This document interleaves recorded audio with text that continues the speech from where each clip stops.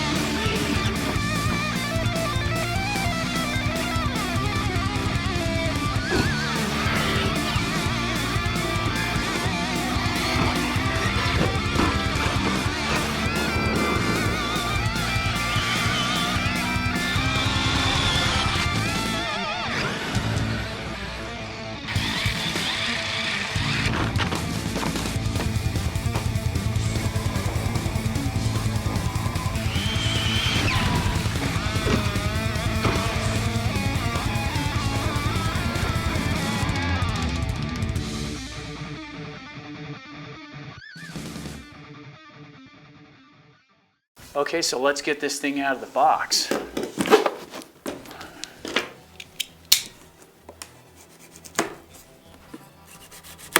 I love this part. Okay. Oh, yeah. Take a look at this, guys. Check that out. Isn't that cool? Plastic and everything. That's awesome. What do you think of that? You like the green? Yeah. Oh, it's not hooked down. Cool. Grab the box. There you go. Look at the tires on that. Awesome. What else comes in there? Okay, it looks like our radio box. Let's get that out. Get it. Ooh, it comes with the DX3. That's really good. And of course it comes with the toolkit and the packet that goes with it. So that'll have your manual and all that good stuff in it. So let's get you in close and we'll show you what's in the car. Okay guys, this is what comes in the packet. Now on this side here, you've got your parts kit, and it's also got a multi-wrench in here. It's kind of a weird design, but it should be enough to get into your car. Also next to it here, you have the speed pinion, and I'm pretty sure that's necessary to get all those high speeds that the box claims it will do. Also, there are the snap rings here for the shock absorbers so you can adjust your suspension. That aside, this here is your Getting Start magazine, and this has in it everything you need to know about how to get the radio to operate, how to get the speed control set up, and so forth. So this is really important, guys, so hang on to this. Aside from that, the last little flyer in here, this one is the one you don't want to lose, and it's super thin, so it'd be really easy to lose. But what it does show you is how to service things, and it shows you how to service the slipper assembly and the motor adjustments and all that right here. But that's not all. On the back side of this thing, and you'll like this, There's the explode for the entire car. It shows you how things go together, and it has the part numbers so you can order the correct parts when you break something. Aside from that, I'm really excited for that, but what I'm really excited for is this. This is the Spectrum DX3, and it is an exceptionally good radio. This one means that the car has a gyro in it. That means the AVC system is controlled by the first knob here. It also has adjustable braking, so you can tone it down a little bit so you don't flip over on your nose when you jam the brakes on. It has steering and throttle trims there. Your servo reversing is right here on these two switches, so you've got throttle and steering. On the bottom, you have the 50, 75, and 100% throttle rating, which means when you hand it to somebody that's not very skilled, click it down to 50 and hand them the car. They don't go nearly as fast, it's way more controllable, and the potential for damage is much less. All in all, it's got really good spring tension here, and the throttle feels good as well. So this is an excellent addition to the car. Now for something that is exceptionally satisfying, and I love every chance I get to do this, although it always hurts the wallet when you do. So here we go.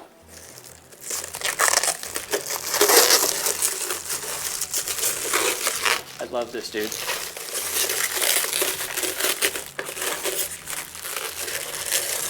Look at that. Isn't that beautiful? Take a look at that, guys. Isn't that awesome? This is one awesome looking rig. Arrma did a great job on their design.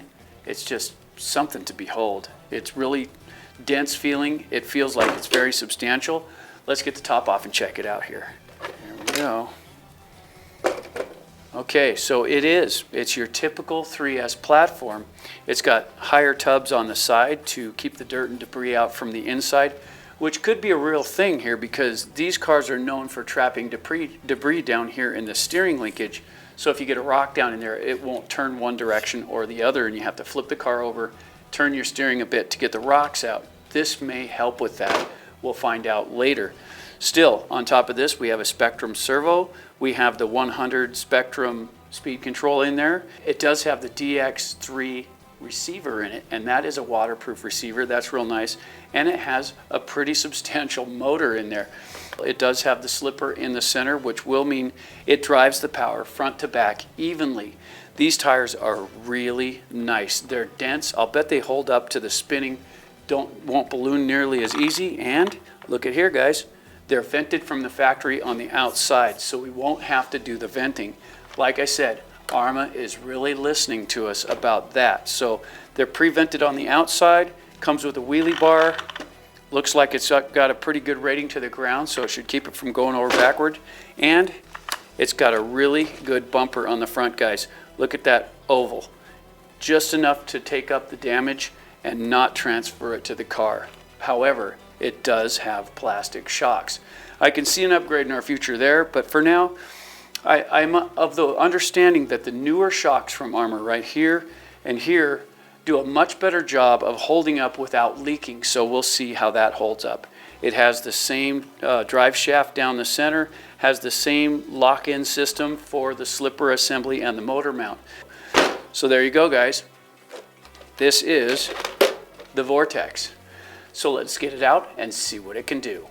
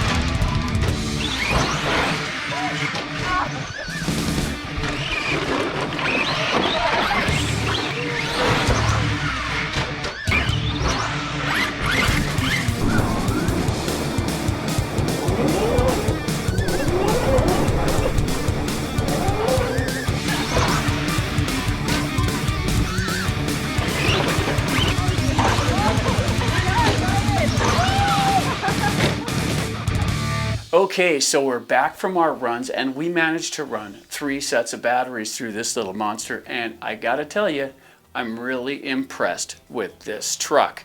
I like the stance of it, I like the look of it, I like the length of it, and the tires. You know, they put these new tires on them and they are very reminiscent of the Italian and the Typhon, only wider and a little smaller around. They're a little thicker on the rubber, so they don't balloon quite as much as the other tires. And they seem to handle most of the terrain pretty well. Now keep in mind, this is a 10 scale truck, so it's not going to handle the big rollers the way, say, the 8 scale cars or the 6 scale cars will do. But for a 10 scale car, this thing rocks. Not only that, but this little guy is fast as well. You know, running at 3S, and I've had several of the 3S cars and they all seem to be a bit off the chain as far as speed goes. This one seems to manage that speed better. I think my Sentin might be a smidge quicker, but I did change some components to get that. Keep in mind, guys, this is straight out of the box, and what that means is I have modified absolutely nothing. It's a 3S car, we put a 3S battery in it. We added 4 batteries to this and we turned it on just to see what it would do, because I really am curious, and I am the guy that more or less likes to keep things the way they come out of the box with only the necessary upgrades. So the upgrades to this one, you know, I really can't tell you what they're going to be yet, because in this run we literally broke nothing. Okay, and you saw the video, we got off the chain with it and still the car is unbroken. Everything is running as intended. So let's talk about handling. You know, this little guy, it's got the gyro radio in it. The radio's really quick, it's comfortable in the hand, it feels real good, and you feel connected to the car, which is a very good thing.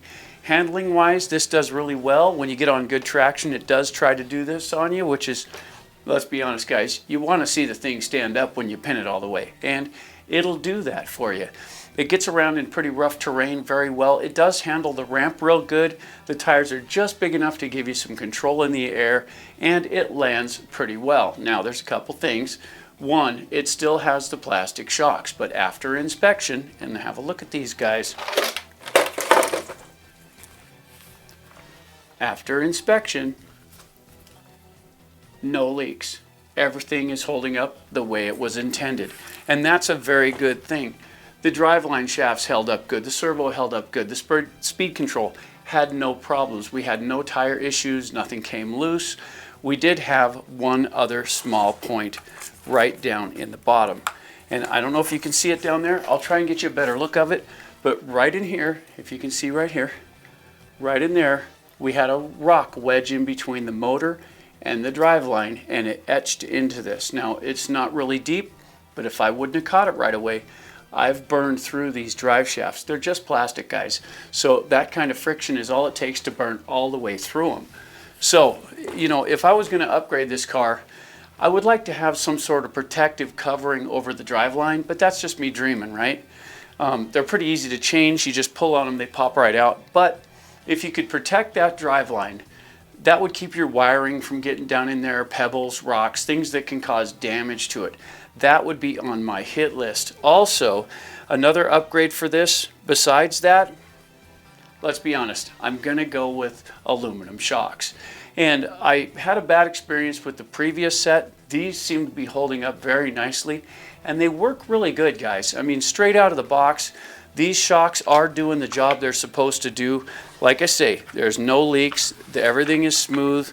We beat this car severely, and what I did find out while doing my research, the Sentin swing arms fit it. So this has basically got what appears to be, now don't hold me to this exactly, but it appears to be a granite chassis under here because it's a little bit shorter than the Senton. And the nice thing about that is, and have a look at this. So this is a Senton slider, and it's got all the suspension parts on it, and it's got the caps for all the differentials, but it has no running gear in it. I bought this right away. It has a little utility kit that comes with it. It's got a radio box, you know, the basic stuff. And it's got all the swing arms and things. When you line these up and you take and lay this out, you'll notice that the arms are identical. And if you look up the part numbers, they're the same thing. And you know what that means, right? If you're having problems with these arms holding up, I got news for you guys. RPM makes arms for them, and that's what's on my Senton in the first place. I broke enough of the stock arms on the Senton where I went ahead and put the RPM ones on them. There's a couple of tricks to that, but still, they do go on. Now, still, I took this out and Ryan and I beat the crap out of it. And no arm failures, no steering failures, but in steering, let's talk about that for just a minute. Steering is where this really pays the price. And what I mean by that is, just like all of the 3 and 4S cars, this is a plastic chassis. Now, let's see, maybe this would be the best way to go about this for you guys. Okay, this ought to get you a better view of it. So right down in here, this is where the steering linkage is. See that moving in there? Right down in here is a little tub right here where all of those components move back and forth. See that moving in there? Okay, so the problem is this arm moves with the servo. These two arms move back and forth, but there's a ridge right here, and that ridge can capture rocks. And the problem with that is when these arms move, see how they go back and forth there? They pinch up against the rocks and they don't let the arms move. Twice on the first run we were out at the park, this thing wouldn't turn. It was having lockup issues due to the rocks, and I wish they would figure out a way to prevent the rocks from getting down in there. And it doesn't apply in most situations. Look, let's be honest, it's generally gravel and rolly rocks that get in there. Run it in the yard all day long, run it on the pavement, no issues. But when you get in those rolly rocks like we were at the start, it does tend to get in there and lock things up. Now, it's not a big difficult issue to deal with. Simply turn your car upside down like so, give the wheels a turn, use the radio too, and get it to move a little bit, and it will dislodge those rocks and they'll tumble right out. But it is pretty inconvenient. Add to that the driveline issue, and that pretty much is all of your problems for the car, and that is impressive. You know, I want to show you guys what broke. I want to tell you what went wrong, and nothing did. This car is tough as nails. So I guess, guys, that brings us right to 4 questions. Question 1, is this thing fun? Guys, this thing's an utter blast to play with. It's an out-of-pocket 3S car. It's just crazy fun. It's pretty quick, and it handles really good. So if I'm going to rate this thing on fun factor, and you know, I generally don't like to go to 10 on anything. 9 is usually my limit as far as that goes. So I'm going to give this one 9 out of 10 for fun. Question number 2, guys, is this thing durable? Absolutely, it's durable. You know, we tested the bumpers thoroughly. We tested the wheelie bar thoroughly. There is absolutely no damage on this car whatsoever. And you know, we're not nice to these things. We push them to the limit to see what they can take, and this is completely undamaged. And for the first time that I can remember, I'm going to give this one 10 out of 10 for durability. Question 3, is this thing worth the money? This thing's worth every penny, guys. I'm not kidding. I'm not being funny here. I have suffered no issues. I've never gotten a car straight out of the box like this one that can take the kind of punishment we threw at this and remain unbroken. We ran it into trees. We ran it into bricks. We flipped it into everything we could think of. We ran it through water, and it came back unscathed. For the second time, I'm going to give this one 10 out of 10. Bringing our total to a whopping 29. And so for the out-of-the-box review on this one is the tough truck winner for the cars that I possess. Number 1 for toughness straight out of the box. And of course, when we go for the brutal review, that could change. But as for right now, straight out of the box, the Vorteks is hands down the toughest RC I've ever purchased. And that brings us to number 4. And question number 4, guys, here we go. Where does this car stack up in my collection? And that's a little subjective because after all, I mean, take a look at it, guys. It's beautiful. It's very well designed. It's got a gorgeous body style to it, and it's got a tested and true chassis assembly and drivetrain. So it's a really excellent little car. It's a little more than beginner class because it is super fast, and keep in mind we're running this thing on the original spur gear and pinion. We changed nothing. This is what you'll have when you get one out of the box, drop a 3S in it and squeeze the trigger. That's what you'll have, and it's impressive to say the least. However, we're talking about my collection here, and in my collection I have a wide array, and I gotta tell you, I do lean towards the bigger cars, and that's just me and where I run. Take into account a lot of the places that I run are in nature, and you need the bigger tires to get over things. That's really cool on a fairly prepared area. You know, it's great on asphalt, although it does eat the tires pretty fast. And speaking of the tires, these ones, like I said, are pre-vented on the outside, and there are no holes on the inside of the wheels, which keeps the tires self-cleaning. After I hit the water, I held it up, I pinned it, and within 20 seconds, the tires were no longer venting water. It was dry inside. So it's a really good thing there. So where does this stack up in my collection? Well, unseating the laser nut at position number 6. The Arrma Vorteks takes the 6th spot in my collection. So there you have it, guys. That's the review. I wish there was more to tell you other than this thing seems to be pretty bulletproof. Now, I haven't done any research as far as seeing who's broken what because I like to test these with an open mind. So this is just my focus on this one car, and it has functioned perfectly.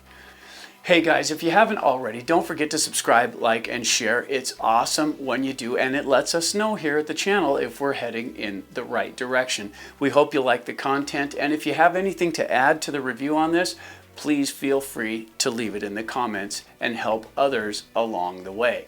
So I'm AJ with AJ Jam Studios saying, keep bashing, guys.